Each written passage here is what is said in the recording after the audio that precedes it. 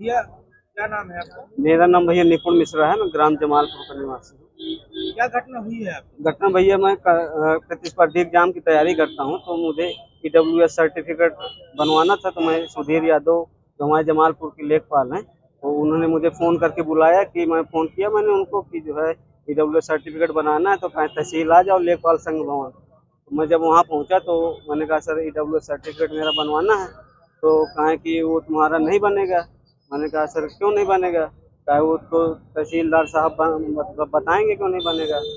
मैंने कहा सर मैं बेरोजगार हूँ, तो सर मतलब मेरा ईडब्ल्यू सर्टिफिकेट पहले भी बना है तो बना दीजिए। तो उन्होंने कहा नहीं घूस मतलब कह रहे थे पैसा दो तो बनाऊंगा। कितने पैसे की मांग की थी? 5,000 रुपये। 5,000। 5,000 मना कर दिया? मैंने कहा सर मैंने कहा मैं सर बेरोजगार हूँ, मेरे पास तो पैसा तो नहीं, लेकिन सर जो कानूनी माध्यम से है आप बना दीजिए। तो उन्होंने कहा नहीं साले तुम्हारे बिन पैसे का नहीं बनेगा, तेरे घूमते रहो तो जहाँ तुम कोई नहीं बनाएगा। मैंने कहा सर तो कहाँ मिलेगा कि मतलब रिपोर्ट की मतलब।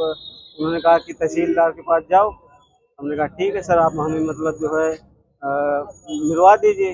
उन्होंने कहा कि साले जो है तुम लोग पंडित जो है मतलब बदतमीजी करोगे, मुझे इस तरह से बात करोगे।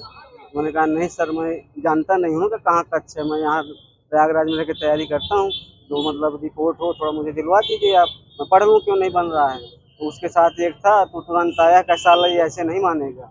और तुरंत एक पीछे से आया, वो लपट पड़ा है, उसका सहयोगी था, नाम तो सर मैं नहीं जानता हूँ।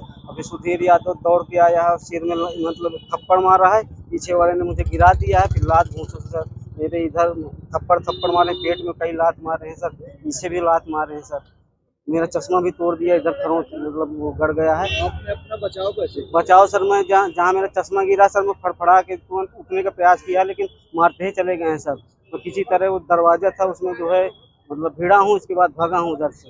तो थोड़ी और क्या हुआ? थोड़ी देर इन्होंने पीछा भी किया है मेरा। तो मैंने कहा ऐसा ना हो कि फिर से आए ये लोग। तो मैंने सेल्फ डिफेंड के लिए पिताजी को फ़ोन किया। उन्होंने कहा ये सुधीर जो गाँव के लेखपाल हैं, इन्होंने मेरे ऊपर मतलब हमला कर दिया है। पिताजी को मैंने फ़ोन किया तो पिताजी कहे वहीं रुको मैं आ रहा हूँ।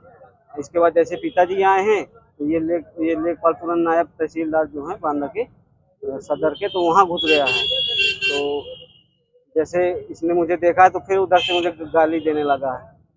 और जैसे फिर मैं मतलब गया हूँ तुरंत 2-3 लोगों को भेजा है, मुझे बंधक बना लिया। लगभग कितने लोगों ने मिलकर मारपीट की है?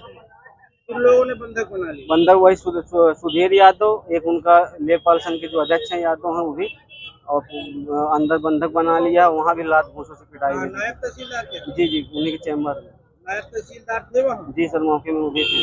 कौन नायब तहसीलदार थे? नायब तहसीलदार का सर नाम तो मैं परिचित नहीं हूँ क्योंकि, लेकिन वो थे छोटे करके हैं और बाल के पीछे मतलब आए। तो उन्होंने बचाने का प्रयास? उन्होंने ही बचाने का प्रयास किया, उन्होंने और सर उन्हीं का पक्ष लिया है सर।